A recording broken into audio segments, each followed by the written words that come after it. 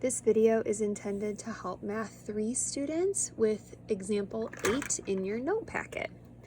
So suppose you have a function f of x which equals the square root of 2x minus 1, and we are going to try to find the inverse.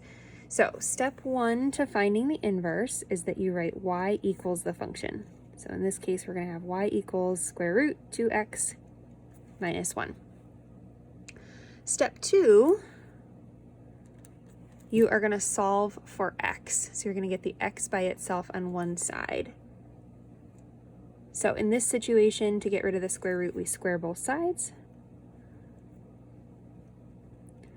Add 1. Divide by 2.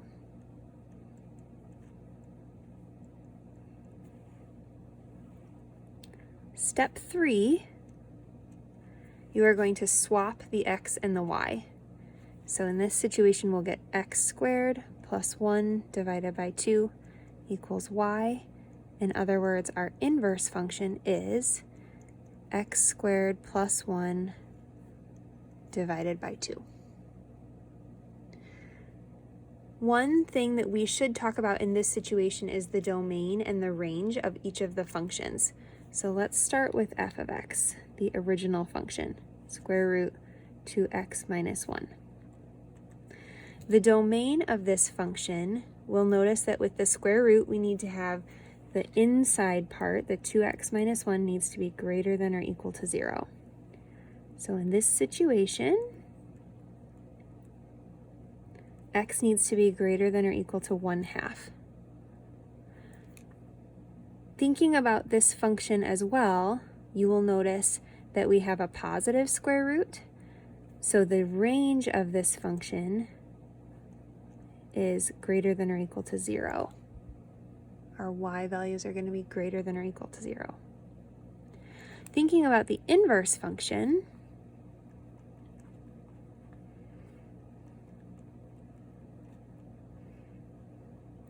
the domain here, we've talked a little bit about how the domain and the range of your function and your inverse are going to swap. So in this situation, the range of the function, the original function, is going to become the domain of the inverse. And the domain of the original function is going to become the range of the inverse.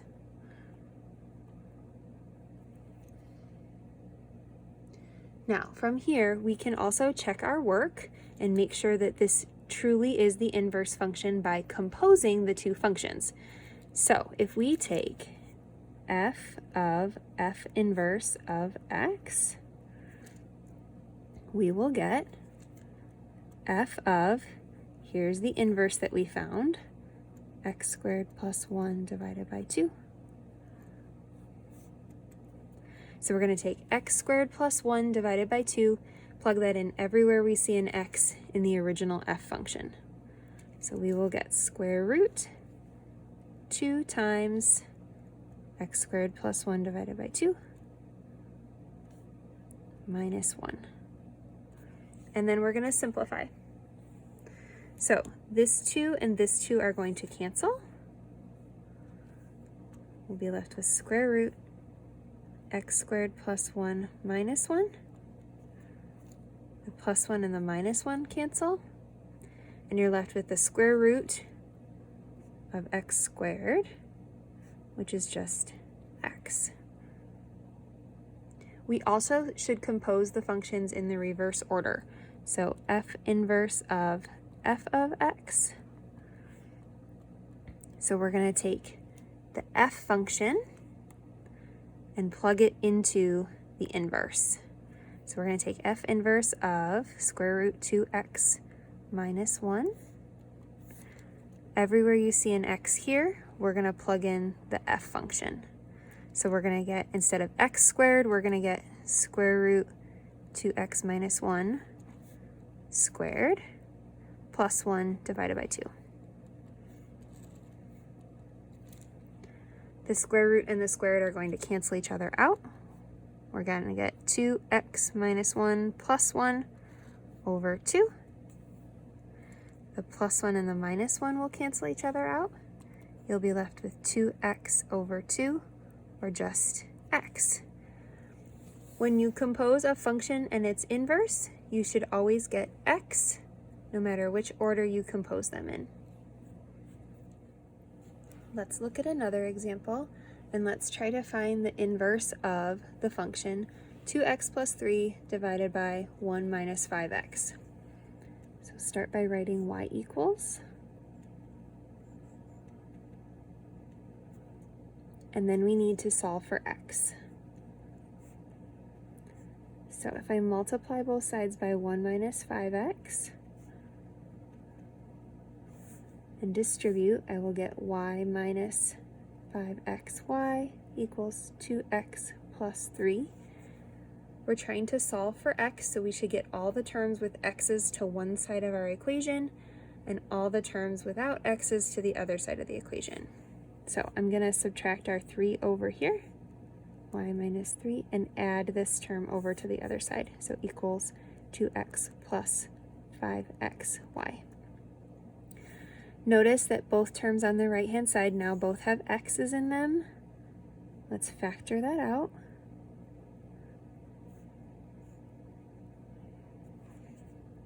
And then you can divide by the things in parentheses.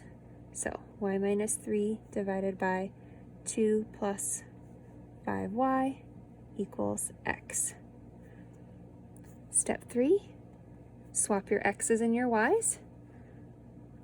So x minus 3 divided by 2 plus 5x equals y, or your inverse function is x minus 3 divided by 2 plus 5x.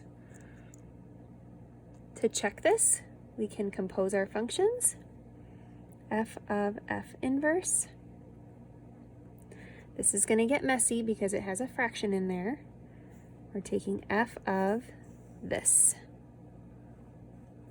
So x minus 3 divided by 2 plus 5x. Take this entire thing, plug it in for all the x's you see up here.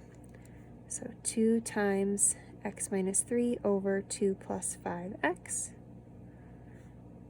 plus 3 divided by 1 minus 5 times x minus 3 over 2 plus 5x. And now we need to simplify. Distribute your 2. 2x minus 6 over 2 plus 5x. I'm also going to find a common denominator. So the 3 needs to get a common denominator with the 2 plus 5x. So I need to multiply 3 by 2 plus 5x over 2 plus 5x.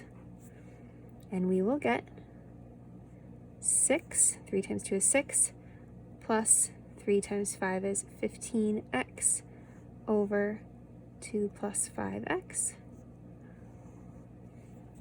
Huge division symbol. Do similar things in the denominator. So I need to have a common denominator, 2 plus 5x over 2 plus 5x. Multiply that by the 1. So we get 2 plus 5x over 2 plus 5x minus 5 times x is 5x. Be a little careful here with your subtraction symbols. 5 times 3 is 15. 2 plus 5x. Now you have a 2 plus 5x in all of the denominators. So we're allowed to combine.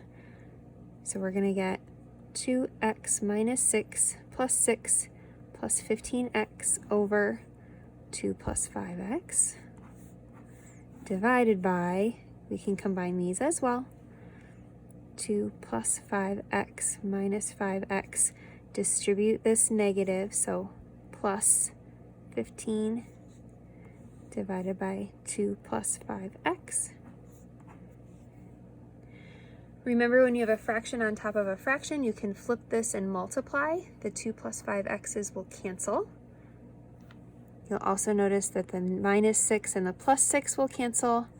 The 5x and -5x will cancel. So we'll be left with 17x over 17, which is just x. You also should compose these in the reverse order. Oops. F inverse of f of x. I won't go through the algebra here, but you should verify that that gets you x.